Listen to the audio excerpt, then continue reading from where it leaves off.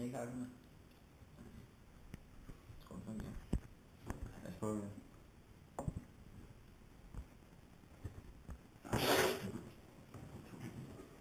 Hvor kom fra, om det var lidt et problem med religion og teisme? At det var, at de ligesom tog nogle forkerte valg med det? At de brugte tid på noget, der ikke var rigtigt? Eller? Ja, altså det er jo det, at det afhænger af, hvor religiøs du er. Altså lad os sige, at du har en selvmordsbomber i Al-Qaida, der er der jo ingen tvivl om, at han er så bravende religiøs, eller også er hans leder af det, at han er klar til at gøre skade på andre, og mener, at det er i orden ifølge hans Gud. Og så har vi en dansk kulturreligiøs person, der bare lige synes, det er meget rart at forestille sig, at hans mormor er et andet sted, i stedet for bare død og nede i jorden. Og der er jeg ked af at sige, at der er lige meget belæg for begge dele. Ham, der vader ind med dynamit rundt om maven og springer en børnehave i luften, har jo nøjagtigt lige så stor sandsynlighed for at have ret, som ham, der bare lige synes, det er meget rart at forestille sig, at hans mormor er i himlen. Og begge sandsynligheder er meget, meget små. Og der er det så, at selvfølgelig gør den ene mere skade på verden, men den anden gør bare mest skade på sig selv, ved ikke at forholde sig til virkeligheden. Hvorfor er det, at ateisterne har brug for at komme ud med deres holdninger og meninger? Det er håbet om at få flere, for mit vedkommende i hvert fald. Det er også håbet om at sikre de rettigheder. Altså man vil jo bare gerne stoppe de forskellige småting, som, nu siger jeg småting, det er fordi det er småting i Danmark, men vi vil bare virkelig gerne stoppe, hvad religion har gang i. For eksempel, altså her i Danmark, så er det sådan noget som lukkeloven, at nu har I aldrig oplevet det, men når man skulle bruge en liter mælk en søndag, så var vi fucked. Fordi at der åbenbart står i Bibelen, at søndag, der skal vi hvile, og derfor så var der ikke nogen butikker, der havde åbent en søndag. Hvilket er en virkelig fjollet lille regel. Og så er det sådan noget som, at, og det ved jeg godt, det måske virker helt logisk i jeres hoveder, men at man kun må blive gift med ét menneske. Det er også en bibelsk regel. Lad os sige, at du var så heldig, at der var 2 eller 3 piger, der syntes, du var her nice, så ville du gerne giftes med alle 3. Lad os forestille dig, at du godt kunne sprede dine følelser på den måde. Hvorfor bestemmer vi det på et andet menneskes vegne, når det nu altså, er ret ligegyldigt for mig, om en anden person bliver gift med flere mennesker? Jeg kan blive besundelig på ham, det skulle da være det eneste. Eller en pige, hvis hun gerne vil giftes med 5 dværge og ligger gangbange hver aften, så skal hun da have lov til det. Og det er så der, hvor at vi som ateister går ud og siger, prøv nu at høre, vi har stadigvæk frygtelig mange regler, som kommer af religion, og som ikke har noget logisk fundament, som vi gerne vil af med. Så for dig er det meget det videnskabelige i det, ikke? At... Nå. Helt sikkert. Altså, det er et spørgsmål om at tænke logisk over alting. Altså, hvorfor skal man stå... Jeg kan godt lide, hvis jeg er glad for en pige, og jeg gerne vil vise det for hende, og måske indgå i et ægteskab. Hvorfor skal der så stå en eller anden fyr i en krave og blande en usynlig ven ind i det? Det kan jeg ikke se. Derfor synes jeg, det er meget rart, at man har mulighed for at blive gift på andre måder. Og det er bare sådan det første skridt, ikke? Så det som siger, hvorfor skulle det begrænses til én person? Jamen det er kun Bibelen, der egentlig dikterer det for os. Og der er bare rigtig mange traditioner, som folk ikke, synes jeg, har tænkt igennem. Hvilke fordomme bliver ateister mødt med? Jeg synes især, vi bliver mødt med en fordom om, at vi er meget arrogante. Og det synes vi alle sammen er ret mærkeligt. Ting er, at når vi diskuterer, så føler vi i den grad, at vi har ret. Og det hænger nok også sammen med, at vi har det. Men altså, der er sådan ret tit, så får sådan, hvor er det bare arrogant sagt det der. Så, nej, det går bare meget imod, hvad alle åbenbart er vokset op med. Fordi det er jo klart mere arrogant, klart mere forståeligt at sige, jamen, verden er sådan her, jeg er sikker på, at der findes en Gud, på trods af, at der ikke er noget, der ligner beviser for det, end at vi som ateister egentlig bare går ud og siger, jamen, den her tanke om en Gud er så usandsynlig, at vi ikke synes, man bør arbejde med den. De fleste ateister, vil jeg sige, går ikke ud og siger, at der er ikke nogen Gud. Det kan vi i sidste instans ikke konkludere. Kan vi ikke sige. Vi går bare ud og siger, at hypotesen, som det hedder, tanken om, at der skulle være en Gud, er så fjollet, at der ikke er grund til at arbejde med den. Vi har også en hypotese, der går på, at det er umuligt at overtale en modsat af. Hvis jeg må vende tilbage til det andet spørgsmål, hvis jeg lige kan vende med det. En anden fordom, det er det her med, at vi prædiker, hvilket jeg sådan set er rigtigt nok, men jeg kan bare huske, at der er indtil flere, der har sagt til mig, hvorfor kan du gå sådan imod kristne, når du selv prædiker? Og så er det, jeg vil gerne vil understrege, at jeg har ikke noget imod en kristen person, der prædiker. Hvis han mener, at han har nøglen til det rigtige liv, så skal han jo klart dele det. Det, jeg har noget imod, det er, hvad han prædiker om. Fordi det er meget usandsynligt og dumt. Så jeg vil i den grad også have lov til at prædike, og jeg vil give enhver, der føler, at de har ret, lov til at prædike. Og der er det sådan lidt, det er noget andet med den fordom der. Jamen, vi snakker også med en præst her til morgen, der nemlig mente det samme med, at de prædikede jo selv. Og vi selv var blevet en religion og sådan noget der. Og lad os egentlig tage fat i det. Så, fordi det der med prædiken, det synes jeg vi igennem, det skal han have lov til, og vi skal have lov til det. Ting er så stadigvæk, at han ikke kan argumentere sin sag logisk.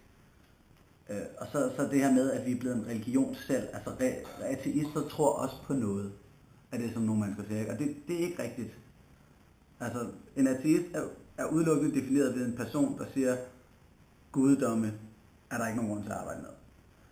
At der så skal være nogle ateister, der er 100% sikre på, at The Big Bang er sket, eller at diverse mutationer, som man regner for sandsynligt, er sket, det må stå for deres egen regning.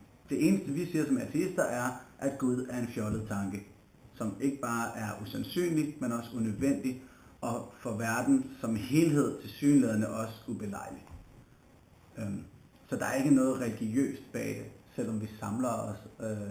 Og i morgen er der ateistisk jubilæum i planetariet, så der er vi 300 mennesker, men det bliver ikke religiøst af den grund. Vi har også en hypotese, der går på, at det er umuligt at overtale en, så den modsatte ens egen overbevisning til at tro på det samme som en selv. Har du en kommentar på det? Jamen, det håber jeg bestemt ikke, det er, fordi så er alt mit arbejde på den måde temmelig spildt jo. Selvfølgelig skal det være muligt at overtale andre. Altså, hvis et menneske ikke flytter sine holdninger på noget tidspunkt i løbet af livet, så er det enten fordi han eller hun har haft ret hele vejen, eller fordi vedkommende er fucking idiot. Og der er ikke nogen, der har ret hele vejen. Og der var det så, jeg nævnte for eksempel ham her, Nikolaj Kofod, som er en kristen fyr, der ligesom er sprunget fra, og vi kan også se andre steder, folk springer fra Jehovas vidner. Der er også ateister, der bliver religiøse på nogle tidspunkter. Jeg er meget aggressiv i min måde at argumentere på. Og derfor er der nogle mennesker, der siger til mig, jamen, hvis du gik hen til en kristen og sagde de der ting, så vil de jo bare lukke ørerne. Og så er sådan et fint. Det må de også godt. De kan starte med at lukke ørerne, og så hvis der kommer nogen hen med en mere diplomatisk holdning, så har de måske større succes med den enkelte person. Jeg kan bare mærke, når det kommer til sådan noget som religion, så kan jeg ikke lade være med at være meget aggressiv i mine formuleringer og min måde at argumentere på. Så det holder jeg bare fast i, og så vil jeg ligesom håbe på, at det så virker som sådan en, at det stadig lærer sig, at du som kristen person hører mine argumenter og tænker, han er sådan en fucking nar. Men de vil stadig lære sig inde bagved, og når så nogen på diplomatisk måde er gået i gang med at banke ind i sådan en religion, så begynder man lige så stille at tænke, okay, så var der faktisk noget, som ham der, den højtråbende aggressive fætter sagde, der også var rigtigt. Det er sådan et spørgsmål om strategi i sin argumentation, hvor jeg har valgt at holde fast i at være meget aggressiv. Og jeg tror bestemt på, at man kan flytte folk. Det er slet ikke i tvivl om. Jeg har jo også selv rykket min holdning. Ja. Og når man døver som barn, bliver man jo automatisk en del af folkekirken. Synes du, det er okay? Nej, bestemt ikke. Jeg synes heller ikke, det er i orden at konfirmere folk, når de er 14. Jeg synes, det er jo ret tydeligt, at kirken gør det, fordi det er der, det er ked af, men det, hvor man stadig ikke helt har tænkt over det. Og hvor man kan bestikkes relativt billigt med gaver. Jeg synes, det er ret fjollet, at man må køre bil, når man er 18. Man skal vente til der. Man må ikke knalde, før man er 15. Hvornår må I købe alkohol? 16? Smøger? 18. Men I må godt bekende jer til en overtro, vi ikke har nogen som helst beviser for, når I er 13. Det er åndssvagt. Der burde laves en religiøs lavalder, som er et godt stykke over 18. Altså det som man jo egentlig tager stilling til, hvis vi ellers tog de ting, der står i Bibelen alvorligt, og de ting, man står og siger til sin konfirmation alvorligt, er jo langt større end at indvillige i at gå i seng med en pige. Altså, det er langt større. Jeg synes, det er dybt usmageligt, at vi har konfirmationen så tidligt. Og dåben i sig selv er også videre stykket. Så du vil ikke forstå, hvorfor nogle mennesker er ateister? Ja, hvorfor de tror på Gud? Jo, jeg kan godt forstå det.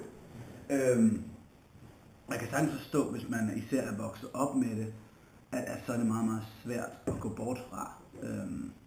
Det tror jeg især sådan en som Nikolaj ville kunne fortælle om. Det er jo det der med, hvis først du begynder at tænke over din tro, jamen er du så nødt til at fortælle dine forældre, at de tager fejl, eller har du en kæreste eller en kone, som du har mødt inden for de her trosamfund, så har I lige pludselig noget uligevægtigt. Så jeg kan sagtens forstå, man er det. Jeg kan også godt forstå, at det er en dejlig ansvarsfralæggelse. Du er religiøs, Gud har en plan med det hele. Så hvis du kommer til at ridse bilen, eller din cykel er blevet stjålet, jamen, så kan du altid trøste dig ved, at han har en eller anden idé med det der. Ja, det er det, der sker.